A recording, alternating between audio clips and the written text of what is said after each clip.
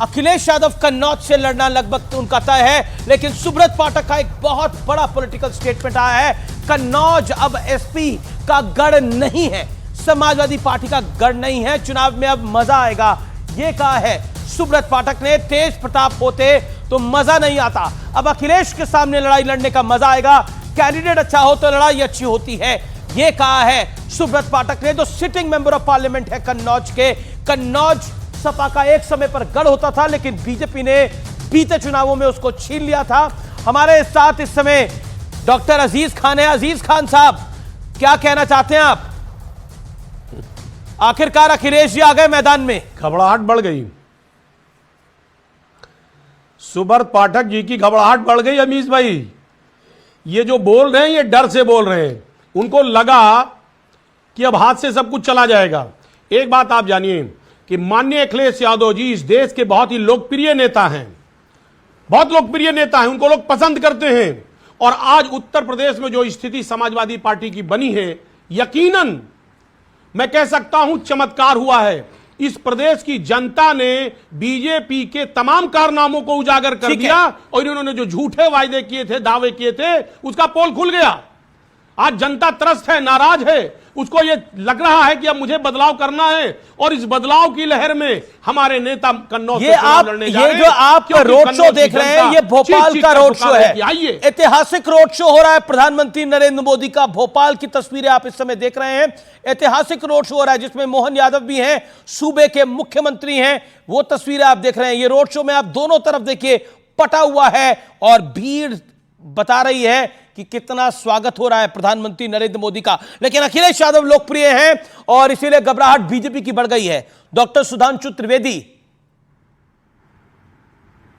नहीं, अभी तक आप वेल्थ डिस्ट्रीब्यूशन की बात कर रहे थे, सपा तो टिकट डिस्ट्रीब्यूशन में अब अखिलेश जी को ले आई है, और अखिलेश यादव उनके लिए सबसे बड़े नेता हैं जी।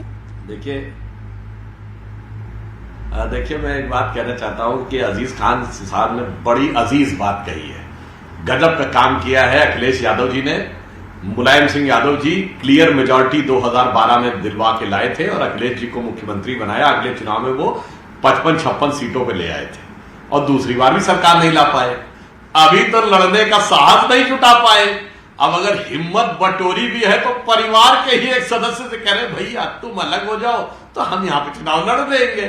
और सुनिए, वो कांग्रेस वाले जिनके समर्थन में यहाँ लोग बैठे हुए हैं, वो दूसरे वाले जो लड़के हैं, वो पिछली बार तो बेचारे लड़के हार के यहां से चले गए थे वायनाड।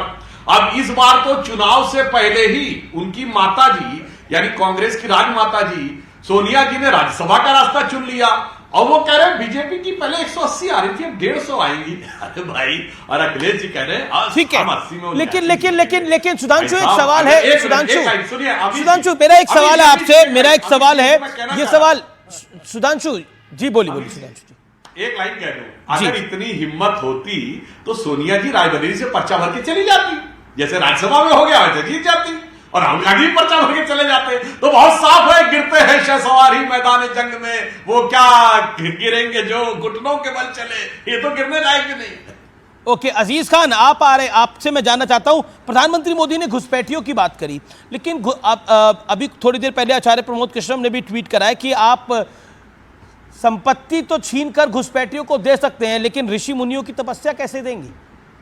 अभी कुछ देर पहले का ट्वीट है। देखिए अमीश भाई, मैं वही बात कह रहा हूं कि कुछ बचा नहीं है, अब इनके पास बताने के लिए कुछ नहीं बचा।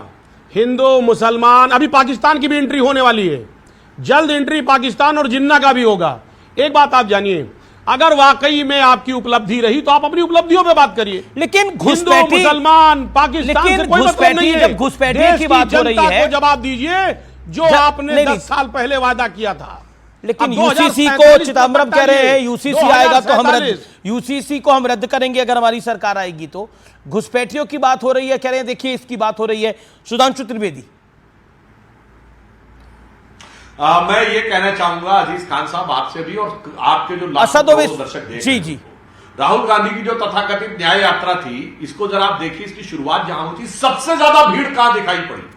असम के उन इलाकों में, धुबरी, बरपेटा, करीमगंज के जिलों के आसपास का इलाका, और बंगाल का मालदा का इलाका। कांग्रेस ने अपने ऑफिशियल ट्वीट हैंडलर से ट्वीट किया, कहा देखिए क्या जबरदस्त भीड़ है। और यही वो जिले हैं जहां सबसे ज्यादा घुसपैठिए हैं, जहां पर डेमोग्राफिक चेंज सबसे ज्यादा हुआ है। तो बहुत साफ है कि समर्थक कौन है, यानी दिली लगाव किससे है, हर दिल अजीज कौन है अजीज साहब, और किसके प्रति नफरत है। तो बिल्कुल साफ दूध का दूध पानी का पानी हो जाता है कि ये क्या करने जा रहे हैं और किसके लिए करने जा रहे हैं। मैं पुनः कह रहा हूं, ये भारत के विरुद्ध होने वाले तमाम षड्यंत्रों में, चाहे ये जाने या बहुत से लोग अनजाने में उसका हिस्सा बन रहे होंगे, इसलिए मैं कह रहा हूं कि इसकी बात को बहुत गंभीरता से लेना चाहिए जो ये करने का प्रयास किया जा रहा है। विवेक श्रीवास्तव, घुसपैठियों वाली लाइन पर आपके क्या विचार हैं? जी देखिए, मेरे हिसाब से घुसपैठिए नहीं होने चाहिए, किसी भी मुल्क में नहीं होने चाहिए। काम सेंट्रल फोर्सेस का है, जरूर करे, कोई घुसपैठियों के फेवर में नहीं है। हम तो इकोनॉमिक डिस्ट्रीब्यूशन ऑफ वेल्थ और इकोनॉमिक इक्वालिटी की बात कर रहे हैं। लेकिन प्राइम मिनिस्टर ने बोला कि ये प्रधानमंत्री ने जो बोला, मैं